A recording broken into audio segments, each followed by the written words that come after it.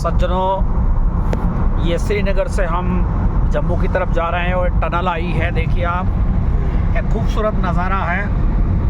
गाड़ी चल रही है ज़मीन के अंदर। डॉक्टर साहब, कितने किलोमीटर की है टनल? ये 12-14 किलोमीटर है। 12-14 किलोमीटर के करीब है। डॉक्टर राय साहब हमें बता रहे हैं सज्जनों, और बड़ा खूबसूरत नज़ारा है इसका अंदर का। और ये कौन से समय बनी डॉक्टर साहब?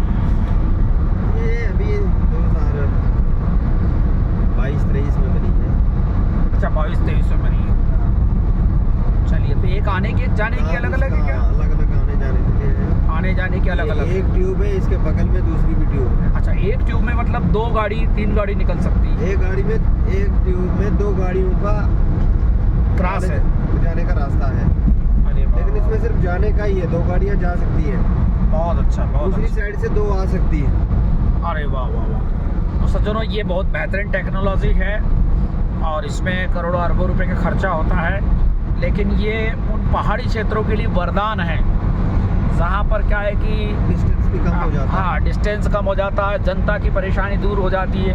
क्योंकि पहाड़ों को इधर उधर घूम घूम करके जाना पड़ता था, यानी जो रास्ता 4-5 घंटे का रास्ता घूम के आना पड़ता था, वही रास्ता अब 15-20 मिनट में या आधे घंटे में, 1 घंटे में पूरा हो जाता है। क्यों डॉक्टर साहब, क्या कहेंगे आप? बिल्कुल सही। और इसमें सेफ्टी भी रहती है, क्योंकि पहाड़ों से घूमने का एक तो तेल का भी खर्चा ज़्यादा होता है, हाँ, गाड़ी की भी स्लाइडिंग का भी डर रहता है, और टाइम की भी इसमें बचत होती है। हाँ, और इसमें एक फ़ायदा ये है कि दुर्घटना की संभावना भी नहीं है। जैसे पहाड़ों पे गाड़ियाँ चढ़ती है, उतरती है, वो एक अलग फैक्टर है। बाकी वैसे जितना टूल प्लाजा आपको तेल का खर्चा होता है, तो वो उतना ले ही जाते हैं टूल प्लाजे वाले, लेकिन फिर भी कुछ थोड़ा फर्क पड़ता है। गाड़ी की सेफ्टी भी रहती है, गाड़ी की जो सर्विस में उसमें भी फर्क पड़ता है। जी जी जी जी।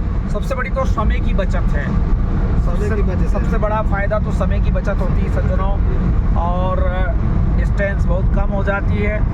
और हम जब एक मतलब देखिए, टेक्नोलॉजी का अद्भुत नज़ारा है। हम बोलते हैं कि भाई हमारे देवी देवता ईश्वर अल्लाह गॉड यहोवा सब कुछ करते हैं, लेकिन उन्होंने अपने भक्तों के लिए पहाड़ों में वो बस गए देवी देवता, लेकिन उन्होंने अपने लिए कोई टनल का आविष्कार नहीं किया अपने भक्तों के लिए, और सबसे बड़ी बात कि है, मैं उनको आपको आने जाने के बताऊं लिए। कि जी जी। ये जो पहाड़ी है जिसके नीचे ये टनल बना है, अच्छा अच्छा। कम से कम यहाँ से 10 किलोमीटर सीधी आल्टीट्यूड में पहाड़ी ऊपर है। घूमकर तो 20-25-30 किलोमीटर होगी, लेकिन ऐसे खड़ी चढ़ाई 10 किलोमीटर होगी। अगर हम उस पहाड़ी से नीचे देखें तो ये 10 किलोमीटर अंदर है टनल जमीन के। ओहो हो। तो आप अंदाजा लगाइए। फिर ये कह रहे हैं जमीन के अंदर जी कोई पृथ्वी पकड़ के खड़ा है, खींचना के फन पर खड़ी है, तो कहाँ है? एक बात सबसे बड़ी बात है कि ये जमीन के अंदर इस वक्त हम 12-15 किलोमीटर अंदर है, ऊपर से नीचे। ऐसा नहीं है कि कोई 1 किलोमीटर या 500 मीटर पर हम अंदर है, 10 किलोमीटर अंदर है। तो यही से आप अंदाजा लगाओ। इसके अंदर पानी निकलता है, तरह तरह के मिनरल्स हैं, तरह तरह के कुछ और भी ग्रेनाइट्स वगैरह पत्थर निकलता है। तो कहाँ है वो सारा जो बताते हैं शास्त्रों के मुताबिक। जी जी जी, बहुत अच्छा बात कही डॉक्टर साहब। अच्छा, ये बताइए कि यहाँ पर अभी जो लीकेज की प्रॉब्लम तो नहीं रहती ना? जैसे पानी देखो, उसको बंद कर दिया होता है, और कहीं पानी का अगर ऐसा कहीं लीकेज हो तो उसको एक जगह कहीं इकट्ठा करके उसको, ये आप नीचे देख रहे हैं ना, ये हाँ, इसके साइड अंदर से पानी की नाली बनी हुई है। अच्छा, जितना भी पानी दाएं बाएं से आएगा इसके किनारे से, पहाड़ियों से, पहले तो उसको बंद करने की कोशिश की। अगर कहीं फ्लो ज्यादा है तो फिर उसको एक नाली में नल के थ्रू निकाल कर एक जगह इकट्ठा करके वो साइड से निकल रहा है, पाइपलाइन से, साइड से पाइपलाइन से बाहर थ्रू आउट किया जा रहा है। बहुत सही कहा। तो देखिए सज्जनों, वास्तव में ये टनल अद्भुत नज़ारा है, और दुनिया के और भारतीय इंजीनियरिंग का ये बड़ा कमाल है। और जो टेक्नोलॉजी है, चाहे वो कहीं से भी विदेश से आई हो या हमारे इंजीनियरों में उसमें काम किया सबने, सरकार ने, तो सभी बधाई के पात्र हैं कश्मीर की जनता के लिए। और जहाँ जहाँ ऐसे पहाड़ी क्षेत्र है जहाँ पर मतलब जनता को आने जाने में दिक्कत है, वहाँ पर ऐसे टनल बनना चाहिए, और बन भी रहे हैं विशेषकर पहाड़ी क्षेत्रों में, और इससे जनता को बहुत फ़ायदा हो रहा है। ये इन यंत्रों को नमस्कार है, उन मंत्रों को नमस्कार नहीं है।